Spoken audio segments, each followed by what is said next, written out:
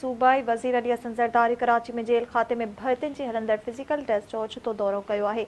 सूबाई वज़ीर अली हसन ज़रदारी जो चवणु आहे त बल्दिया सेंटर पहुची फिज़िकल टेस्ट जे अमल जो जाइज़ो वरितो। तव्हांखे ॿुधाईंदासीं सूबाई वज़ीर सईदाबाद बल्दिया सेंटर पहुची फिज़िकल टेस्ट जे अमल जो जाइज़ो वरितो आहे। अली हसन ज़रदारी उम्मीदवारनि सां मुलाक़ात करे संदनि शिकायतूं ॿुधियूं।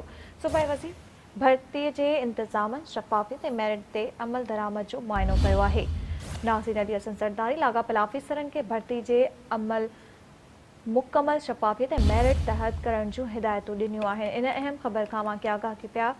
नाज़रीन, अवांखे ॿुधाईंदासीं सूबाई वज़ीर अली हसन ज़रदारी कराची में जेल खाते में भर्तियुनि जे हलंदड़ फिज़िकल टेस्ट जो ओचितो दौरो कयो आहे। नाज़रीन, सूबाई वज़ीर सईदाबाद बल्दिया सेंटर पहुची फिज़िकल टेस्ट जे अमल जो जाइज़ो वरितो आहे। अली हसन ज़रदारी उम्मीदवारनि सां मुलाक़ात करे संदनि शिकायतूं ॿुधियूं। सूबाई वज़ीर भर्ती जे इंतज़ामनि शफ़ाफ़ियत ऐं मेरिट ते अमल दरामद जो मुआइनो कयो। अली हसन ज़रदारी लाॻापियल आफ़ीसरनि खे भर्ती जो अमल मुकमल शफ़ाफ़ियत ऐं मेरिट तहत करण जूं हिदायतूं ॾिनियूं आहिनि। नाज़रीन, सूबाई वज़ीर अली हसन ज़रदारी कराची में जेल खाते में भर्तियुनि जे हलंदड़ फिज़िकल टेस्ट जो ओचितो दौरो कयो आहे। सूबाई वज़ीर सईदाबाद बल्दिया सेंटर पहुची फिज़िकल टेस्ट जे अमल जो जाइज़ो वरितो आहे।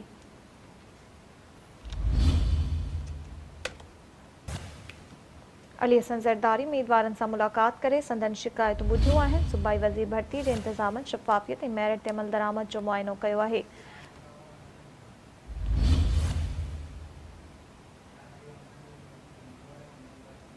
अली हसन ज़रदारी लाॻापियल आफ़ीसरनि खे भर्ती जे अमल मुकमल शफ़ाफ़ियत ऐं मेरिट तहत करण जूं हिदायतूं कयूं आहिनि।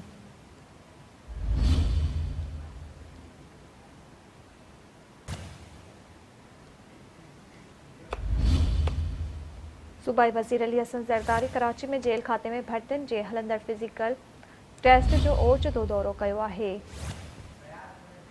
इन जा तफ़सील मालूम कंदासीं। टेलीफोन लाइन ते असांखे जॉइन कयो आहे सिंध टीवी न्यूज़ जो चीफ रिपोर्टर फयाज़ कुरैशी।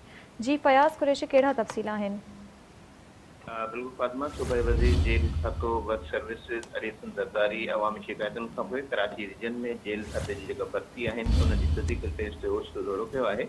सईदाबाद बल्दिया सेंटर पहुची फिज़िकल टेस्ट जे अमल जो हुन जाइज़ो वरितो आहे ऐं उम्मीदवारनि सां मुलाक़ात कई आहे। उन्हनि भर्ती इंतज़ामनि शफ़ाफ़ियत मेरिट ऐं अमल दरामद जो मुआइनो कयो। हिन मौक़े ते अली हसन ज़रदारी लाॻापियल अमलदारनि खे हिदायत कई त भर्तियुनि जा समूरा जेके मरहला आहिनि उनखे शफ़ाफ़ियत ऐं मेरिट जी बुनियाद ते मुकमल करे अंजाम ॾिनो वञे ऐं कंहिं बि क़िस्म जे उम्मीदवार जे हवाले सां नाइंसाफ़ी या बेज़ादगी जे हवाले सां शिकायत बर्दाश्त न कई वेंदी। ऐं दौरे दौरान सूबाई वज़ीर उम्मीदवारनि जी शिकायतूं ॿुधियूं ऐं खेनि यकीन ॾियारियो त भर्ती जो अमल हर सूरत में शफ़ाफ़ ऐं मुंसिफ़ाणे बुनियाद ते कयो वेंदो। इन हवाले सां जेल खाते में जिते भर्ती जारी आहिनि उते सूबाई वज़ीर पाण निगरानी रखे थो अचे ऐं शिकायतुनि जो नोटिस वठी दौरो कयो आहे। जी महिरबानी फयाज़ कुरैशी तफ़सील ॾियण लाइ।